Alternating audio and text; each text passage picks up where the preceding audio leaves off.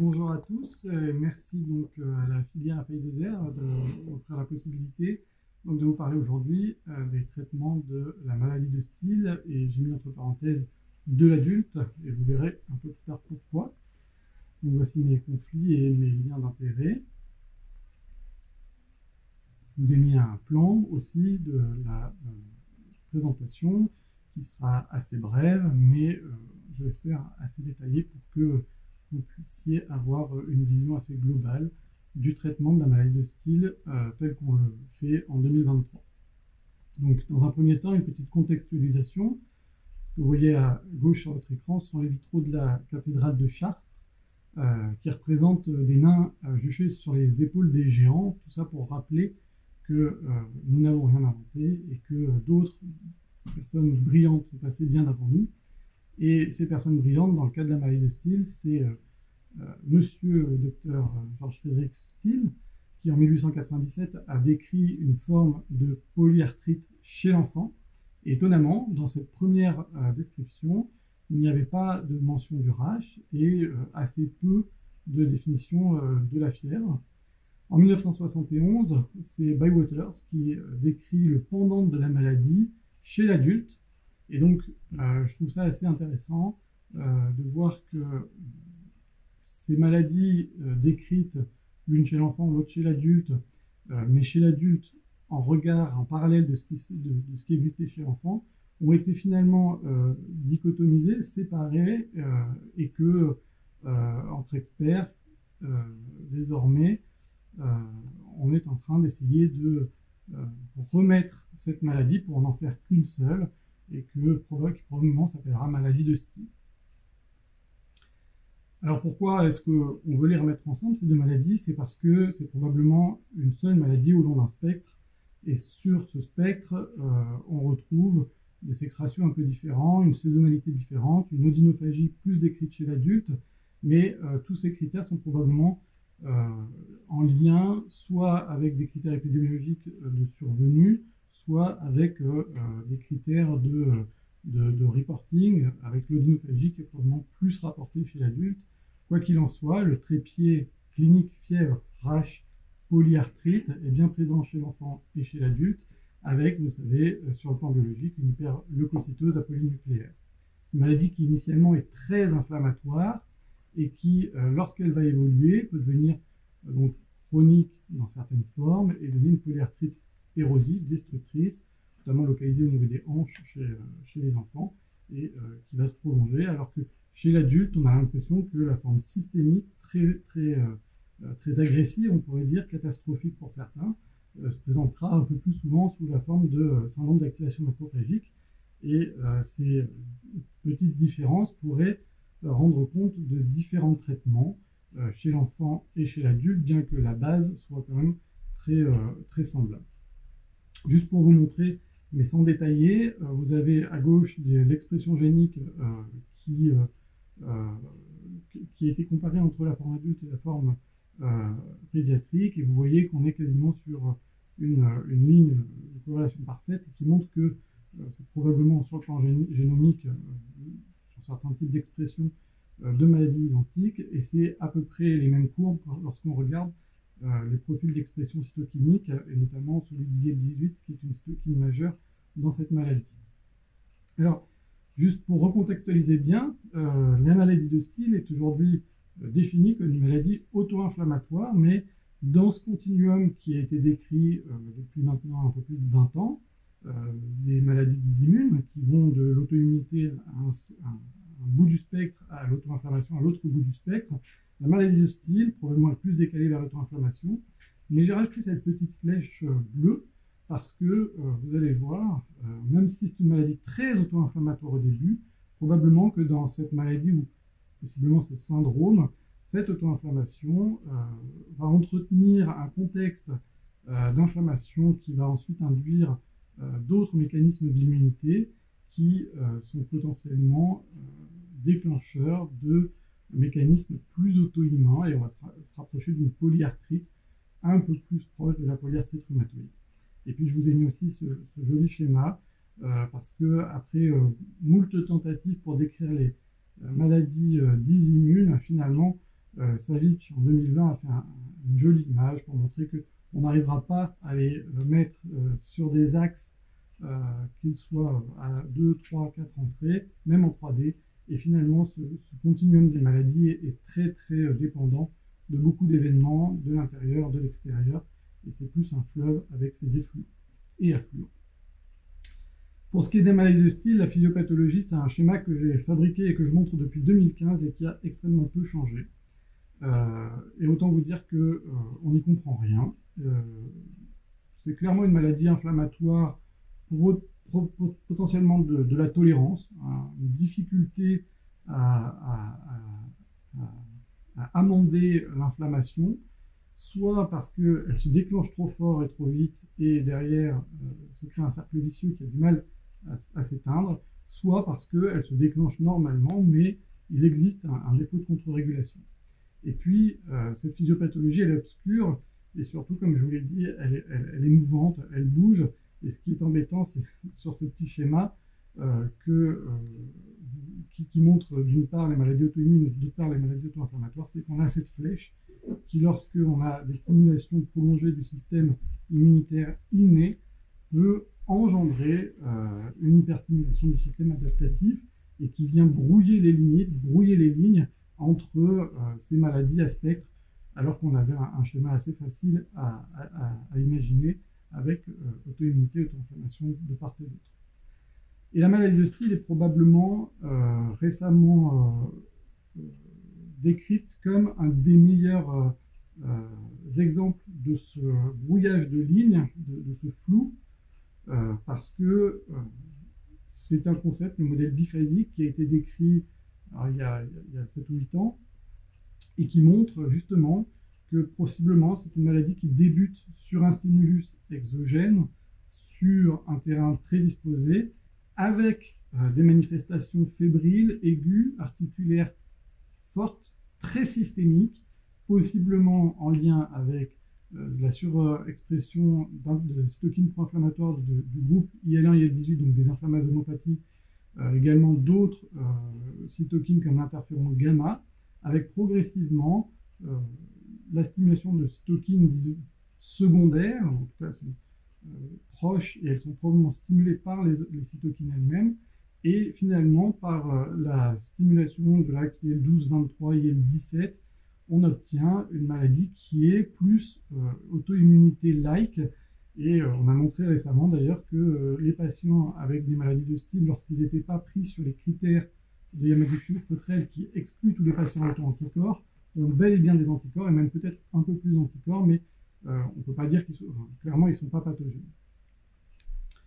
Sur le plan phénotypique, classiquement, on a décrit 3 types d'évolution. Une évolution monocyclique, c'est-à-dire en maintenant plusieurs semaines de fièvre, polyarthralgie, même polyarthrite, rash et syndrome inflammatoire, qui va s'amender après un seul épisode et ne jamais récidiver.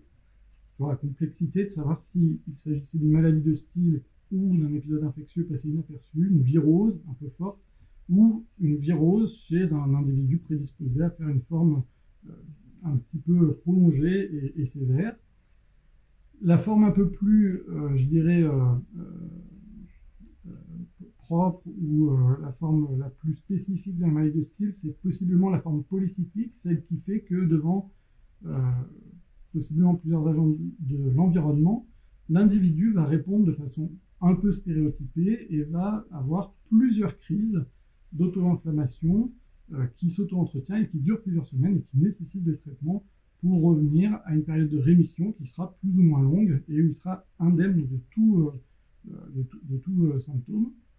Et puis, dans la troisième forme, la forme chronique continue, là, on a une évolution qui est progressivement croissante avec des destructions articulaires et une disparition progressive des symptômes systémiques, de la fièvre, du rash, et une relocalisation de la maladie, typiquement sur les articulations, le plus souvent sur les grosses articulations, les hanches, les poignets, qui vont être détruits et puis qui vont même s'ankyloser, la carpite fusionnante par exemple, qui est un symptôme classique de la maladie de style. Et ce seront des patients qui auront plus un phénotype de polyarthrite séronégative avec des difficultés thérapeutiques et qui risque d'engendrer d'autres problématiques sur le plan des traitements parce que toutes les molécules ne seront pas forcément équivalentes et la question syndromique aussi de la maladie de Steele, est-ce que c'est un grand fourre-tout et finalement s'agit-il d'une maladie de Steele ou pas, et faut-il traiter ces malades comme des polyarthrites séronégatives? Ce sont des questions qui restent un peu en suspens. Un modèle qu'on avait également un peu mis en exergue, c'était le modèle dichotomique avec une forme très systémique et une forme très articulaire. La forme systémique étant marquée par donc, les cytokines pro-inflammatoires IL-1 et IL-18, et puis des grosses hyperferritinémies, et puis une forme plutôt articulaire dans laquelle on a d'autres types de cytokines comme le TNF, l'IL-17, et on s'est aperçu que possiblement ce modèle dichotomique était un peu abstrait ou alors était en fait quelque chose plutôt dynamique avec, comme je vous l'expliquais, une forme systémique initiale qui, si elle se prolonge, devient un peu plus articulaire. En tout cas, c'était une façon commode de décrire les phénotypes de la maladie de Steele. Donc pour revenir à ce modèle biphasique, on voit qu'il y a une évolution avec une maladie initialement très inflammatoire, une stimulation prolongée de l'immunité innée qui peut venir stimuler l'immunité adaptative. Et ce modèle biphasique, il a deux grandes conséquences. La première, c'est que il existe vraisemblablement dans les phases précoces une fenêtre d'opportunité thérapeutique, comme on peut voir dans la polyarthrite rhumatoïde, comme ça a été décrit en tout cas, et également donc la possibilité de faire une stratégie guidée vers une cible, une trip to target, dont on va discuter un peu plus. Donc en termes de fenêtre d'opportunité, ce qui a été montré, c'est que probablement qu'il faut introduire un traitement de façon très forte dès les premières semaines, voire dès les 3 premiers mois. La limite qui avait été donnée initialement, c'était dans les 6 premiers mois. Et ce qui avait été montré, c'est lorsqu'une biothérapie était introduite dans les 3 à 6 premiers mois, on avait moins d'évolution vers des formes articulaires chroniques et les maladies étaient généralement moins prolongées. C'est ce qui a donné lieu à des essais qui sont faits de manière prospective dans des cohortes au niveau des Pays-Bas et puis également en Allemagne, parce que ce sont des recommandations qui ont été émises dans ces pays et des protocoles qui sont utilisés même dans ces pays-là. Et ça a également fait le lit des recommandations du PNDS français. Alors, bien entendu, juste une parenthèse, traiter précocement nécessite de faire un diagnostic précoce, ce qui veut dire que les critères diagnostiques doivent vraiment être très spécifiques. Pour l'instant, vous savez que ce sont des critères de classification. Et ce qui nous manque toujours dans la maladie de Steele, ce sont des biomarqueurs infaillibles ou pathognomoniques. Et clairement, la recherche est en train d'avancer pour trouver des nouveaux biomarqueurs ou des signatures transcriptomiques de la biologie moléculaire pour avancer dans ces diagnostics de maladie de Steele pour avoir un diagnostic rapide. Sur le plan de la stratégie de trip to target, clairement, c'est l'objectif qui avait été mis en exergue dans notre PNDS de 2017. L'objectif principal du traitement de la maladie de Steele, c'est la mise en rémission le plus rapidement possible. Pour cela, il était proposé d'utiliser un traitement à base de corticoïdes avec comme stratégie de réduction, une stratégie de réduction rapide. Pourquoi? Pour deux raisons. La première, ne pas exposer les malades aux corticoïdes de manière prolongée et s'assurer que si la maladie est une maladie qui évolue sous la forme d'un tenant monocyclique, on ne va pas surtraiter le patient pendant des durées prolongées. Et deuxièmement, pour les mêmes raisons, la baisse de la corticothérapie peut donner des indications sur le fait que la maladie soit sous le traitement en train de guérir et va pouvoir, la corticothérapie pourra être diminuée, ou alors la maladie est toujours là et clairement il sera temps d'introduire une épargne cortisonique ou un traitement peut-être plus efficace.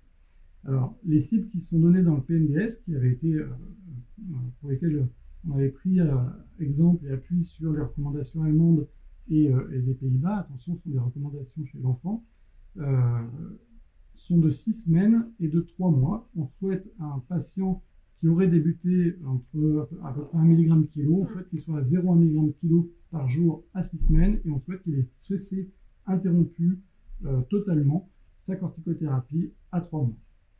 Si ces objectifs ne sont pas atteints, on les considérera comme réponse inadéquate, et c'est la base de l'algorithme qui a été proposé en 2017 dans le PNDS.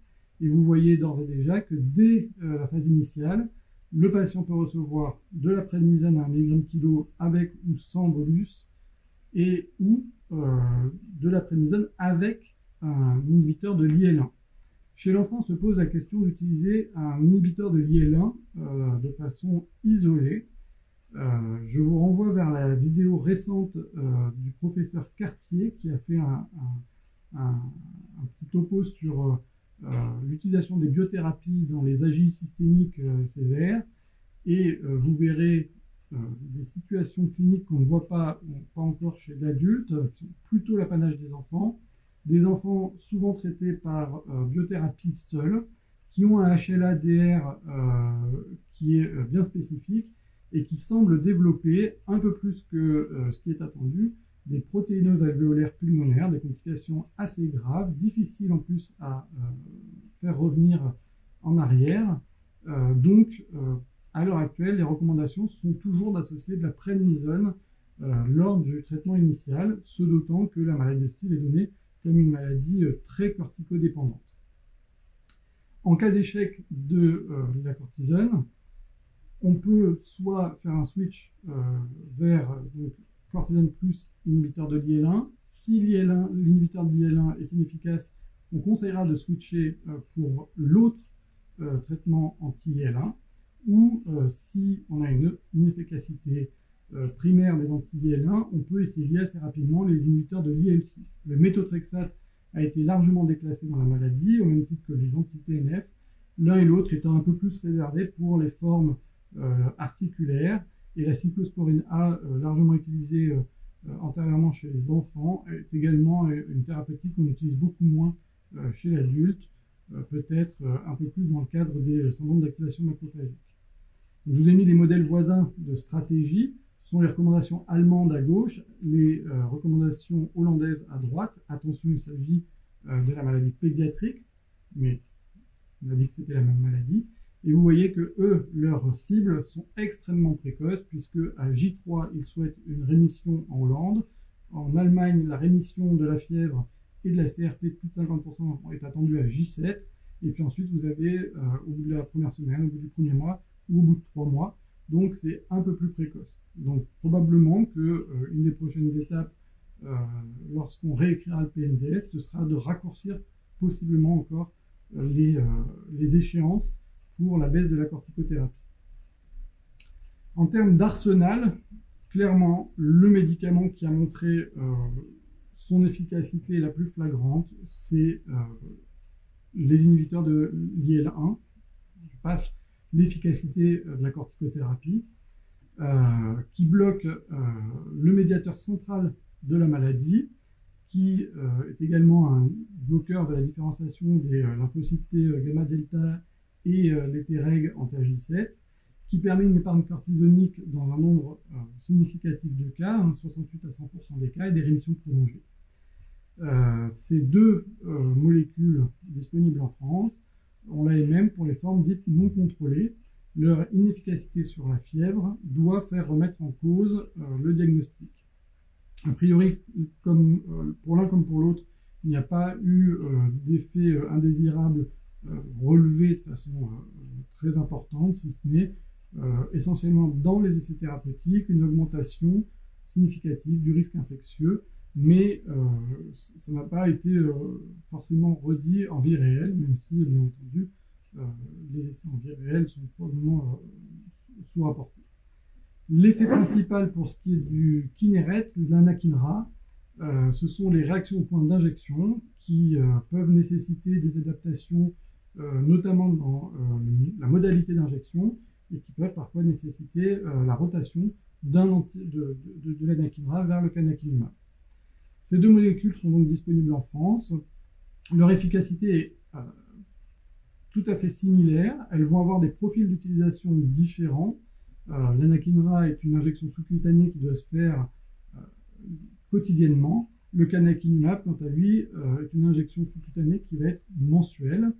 Ce qu'on peut noter, c'est quand même que les études comparant l'un et l'autre sont inexistantes et donc sont tellement hétérogènes et dans une maladie qui par elle-même est hétérogène qu'il est difficile de comparer stricto sensu l'un versus l'autre.